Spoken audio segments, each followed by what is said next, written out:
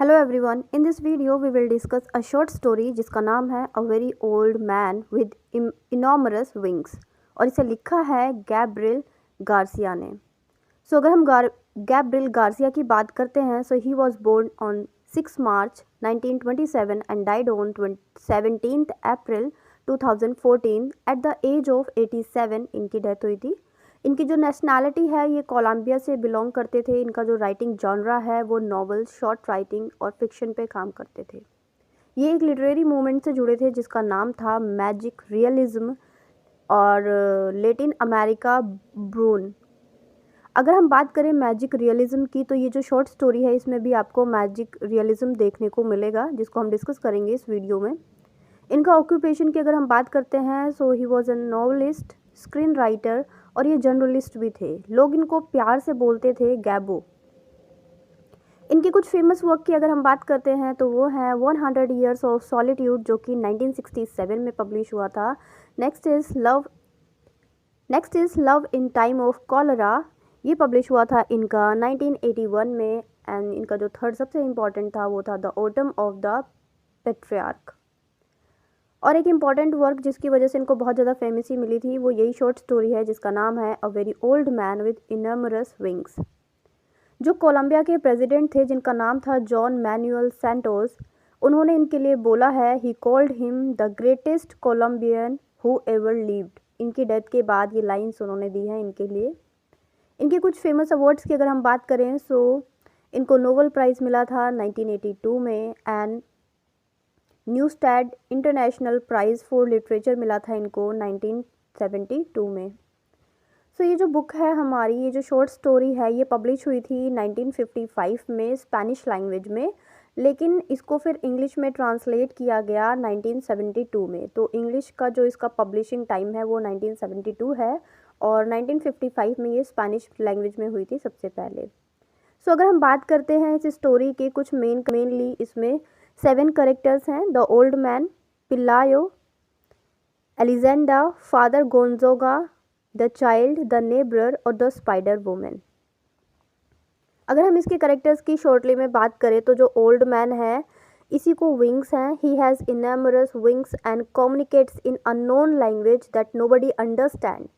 ये इसके पास विंग्स हैं और ये ऐसी लैंग्वेज में बात करता है जिसको कोई नहीं समझ पाता। कुछ लोग इसको एंजल समझते हैं क्योंकि इस ओल्ड मैन के पास विंग्स हैं और ये उड़ सकता है।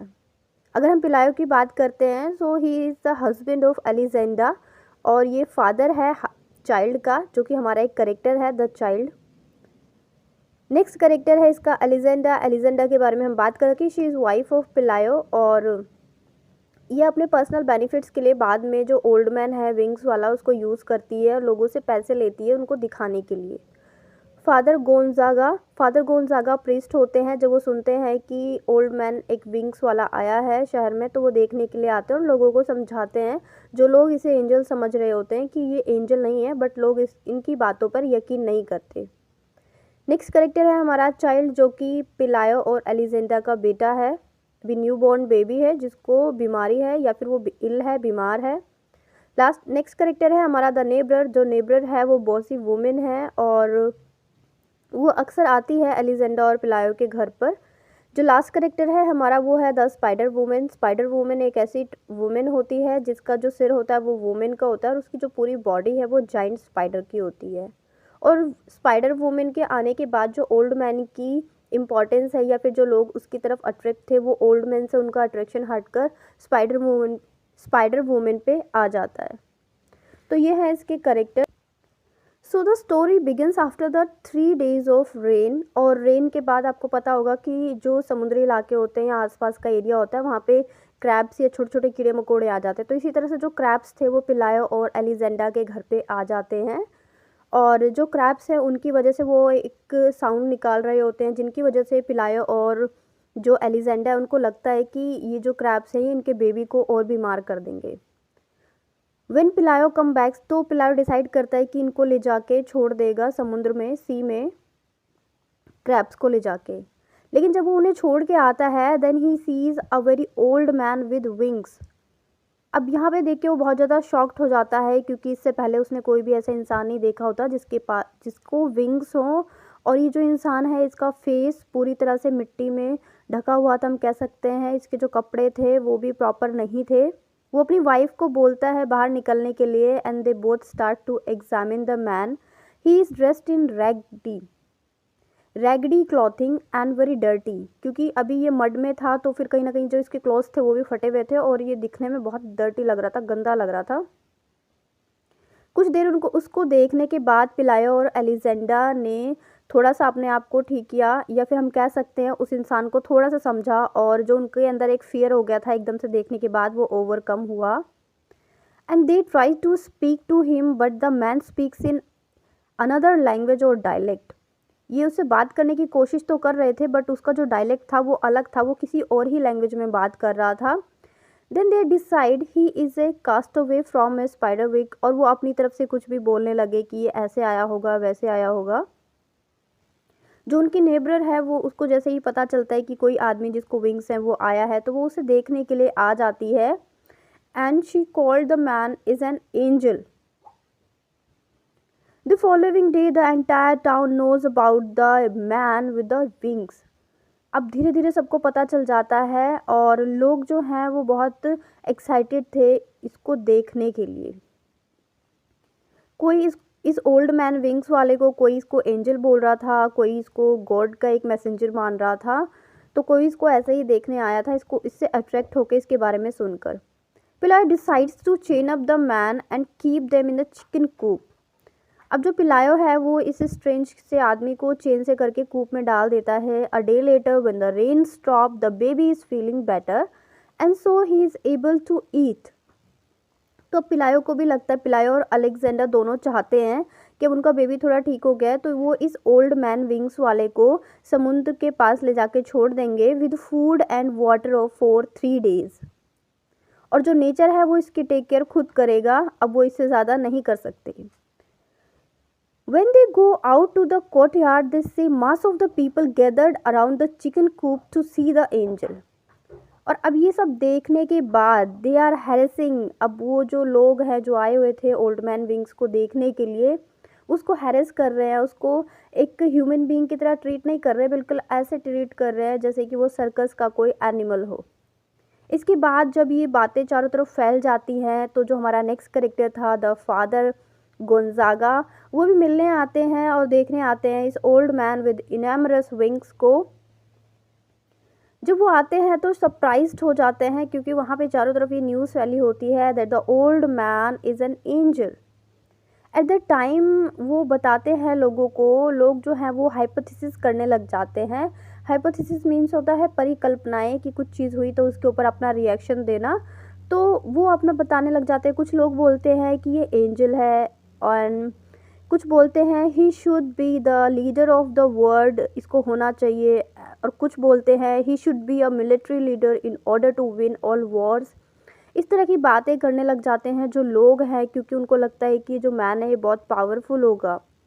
बट जो फादर गोंसागा है वो बताते हैं कि जो इंसान है ये एंजल नहीं है और ये लैटिन में बात नहीं कर सकता। Priest decide the man could not be an angel. Father Gonzaga then wants the lookers यहाँ पे जो देखने वाले लोग थे उनको बोला गया है कि जो जिसको आप एंजल समझ रहे हैं वो एंजल नहीं है।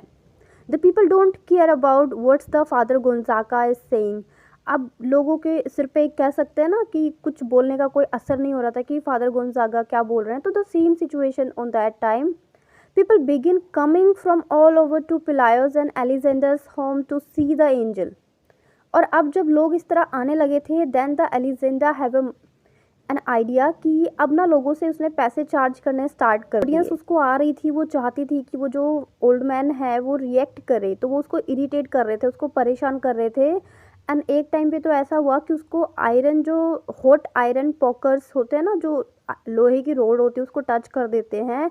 And that time the angel respond in anger and flapping his wings, और वो यैल करना शुरू कर देता है। वो एक स्ट्रेंज सी लैंग्वेज बोलता है जो कि लोग नहीं समझ पाते और ना ही लोगों की लैंग्वेज वो समझ पाता है। तो यहाँ पे वही लैंग्वेज कम्युनिकेशन का है कि अगर आपकी सेम लैंग्वेज नहीं है तो नहीं समझ पाएंगे। तो सेम सिचुएशन थी यहाँ पे ओल्ड मैन और लोगों के बीच में। अब कुछ दिनों के बाद a new carnival arrives to the bringing of a women. अब यहाँ पे एक नया कार्निवल आता है और एक दूसरा ही सरप्राइजिंग कह सकते हैं, लोगों का अटेंशन कैच हो जाता है स्पाइडर वुमेन के towards. The town people lose interest in the angel, however Pelayo and Elisenda are able to build a mansion with the furniture they have gained by charging admission. अब यहाँ पे मतलब ये है कि जो पिलायो और एलिजेंडा हैं, इन दोनों ने बहुत सारा पैसा कमा लिया होता है इस ओल्ड मैन की वजह से, क्योंकि जो लोग देखने आ रहे थे वो उनसे चार्ज करने लगे थे। द चाइल्ड ग्रो ओल्डर, अब धीरे धीरे जो बच्चा है वो भी बड़ा हो रहा था और लोगों का जो इंटरेस्ट है वो स्पाइडर वुमेन में आ गया था, जैसे कि मैंने स्टार्टिंग में करेक्टर को एक्सप्लेन करते टाइम आपको समझाया। तो धीरे धीरे जो बच्चा है वो भी ग्रो अप हो रहा था। एंड एक दिन जब वो चिकन कूप में था, यल the child goes and later the child and old man have both having chicken pox. अब दोनों को एक बार क्या होता है, ओल्ड मैन को भी और उनके बेबी को भी, दोनों को चिकन पॉक्स हो जाता है। अब धीरे धीरे जो सिचुएशन है वो आगे बढ़ती है, कहानी स्टोरी आगे बढ़ती है। और once the child is in school age, जब वो स्कूल एज का हो जाता है, the chicken coop is broken down and the man begins to appear in Pilar's and Alexander's house. He then moves into the shed and become very ill. अब वो shade में आ जाता है लेकिन वो बहुत बीमार हो जाता है, yet he survived the winter। हालांकि वो विंटर में सरवाइव कर रहा था और धीरे धीरे वो फिर से स्ट्रांग हो जाता है, जो हमारा यहाँ पे ओल्ड मैन है। एक दिन Elise making lunch and looks out the window, तब वो देखती है, और क्या देखती है वो कि the old man is trying to fly. he first attempts or fails, but धीरे धीरे वो इसके एबल हो जाता है कि वो उड़ने लग जाए। he is able to gain attitude and fly away from Pelias and Alexander's house. Alexander is relieved for herself and for him upon seeing these things। तो लास्ट की इसकी जो स्टोरी है, इसकी एंडिंग कैसे हो जाती है कि जो ओल्ड मैन है विंग्स वाला, वो उनके घर से उड़ के कहीं और चला जाता है, और इस टाइम पे अलेक्जेंडा को भी थोड़ा सा रिलीफ मिलता है, और वो ओल्ड मैन के लिए भी रिलीफ फील करती है, क्योंकि अब ओल्ड इसके जाने के बाद दोनों को अपनी अपनी लाइफ अपने अपने तरीके से जीने को मिलेगी।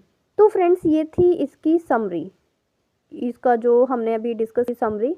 अगर हम इसकी कुछ थीम्स की बात करते हैं कि इसमें कौन कौन सी थीम्स हैं या फिर सिंबल्स का यूज़ किया गया है, सो सबसे पहले थीम्स को देख लेते हैं। तो थीम्स में इसमें है supernatural, cruelty and suffering, religion and faith, the other of foreignness, madness, old age को दिखाया गया है, मैजिकल रियलिज्म को दिखाया गया है।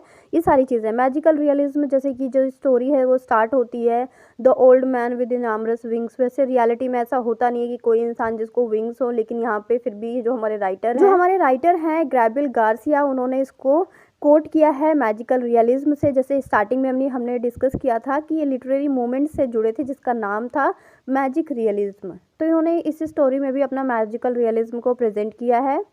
इन्होंने ओल्ड एज को दिखाया है कि किस तरह से ओल्ड एज में लोग हैं, वो सबका टाइम आता है ओल्ड एज का, और जो ओल्ड एज पीपल हैं उनके टूवर्ड्स हमें पैशनेट होना चाहिए, सिंपैथेटिक बिहेवियर रखना चाहिए, लेकिन जो कि हमें इस स्टोरी में देखने को नहीं मिलता। जो ओल्ड मैन है विंग्स के साथ, उसके साथ लोग क्रुएलिटी दिखाते हैं, वो उसे टीच करते हैं, वो उसे सिर्फ रिएक्ट करवाने के लिए उसको आयरन डॉट टच करते हैं।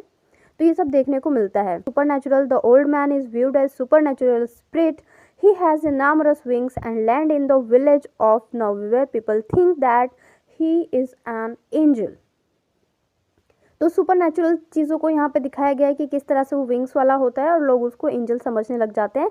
क्रुएलिटी एंड सफरिंग को दिखाया गया है। क्रुएलिटी किसका? लोगों का। The old man enters the yard in the bad condition, और बैड कंडीशन में होने के बाद he is trapped in chicken coop, जो कि उस पिलायो और एलिजेंडा दोनों उसको चिकन कूप में बंद कर देते हैं और उसको निगलेक्ट कर देते हैं, और जो विजिटर्स आते हैं वो उनके बदले उनसे क्या लेते हैं? पैसे लेते हैं। तो यहाँ पे ये सारी चीज़ें दिखाई गई हैं, क्रुएलिटी और सफरिंग दिखाया गया है द ओल्ड मैन की सफरिंग को, कि किस तरह से उसको बंद किया जाता है और उसके साथ बर्ताव किया जाता है। जो लोग उसको देखने के लिए आते हैं वो उसे as a human being treat नहीं करते, उसे एज अ जू का एनिमल ट्रीट करते हैं या सर्कस का एनिमल ट्रीट करते हैं। नेक्स्ट थीम इसमें देखा जा सकता है रिलीजन और फेथ को। People think that he is an angel which is a symbol of faith in God. इसमें कुछ सिंबल्स का भी यूज़ किया है। बेसिकली अगर हम देखें तो इसमें दो सिंबल्स का यूज़ किया है, विंग्स का और स्पाइडर वुमेन का। जो विंग्स हैं वो रिप्रेजेंट करते हैं wings represent power and speed, limitless freedom of motion. यहाँ पे विंग्स को जो ओल्ड मैन के साथ किया गया है वो रिप्रेजेंट करता है पावर को और स्पीड को। और जो स्पाइडर वुमेन है उसको represent, spider women narrates that she was punished by the heavens because the disobey her parents. She represent an evil spirit creature that was made from a girl who destroyed her parents one night. She is described as a frighten tarantula. तो इस तरह से आप देख सकते हैं, इसको elaborate किया गया है स्पाइडर वुमेन को। और विंग्स में जैसे कि हमने सिंबल्स की बात की, तो विंग्स में they are associated with flight, bird, angel and hope. Hope को भी रिप्रेजेंट किया गया है। लोग उसे एंजल क्यों समझते हैं? क्योंकि जो क्रिश्चियंस का रिलीजन है, जो उनका बिलीफ है, वो बताता है कि कोई इंसान जिसको पंख लगे हैं, ही और शी बी एन एंजल। तो इसी तरह से लोग उसे एंजल समझने लग जाते हैं। ये एक सुपर नेचुरल क्रिएचर था जिसको यहाँ पे प्रेजेंट किया गया है। तो ये जो शॉर्ट स्टोरी है हमारी यहीं पे खत्म होती है video and presentation. So like, share and subscribe my channel. Be with us, goodbye and take care friends.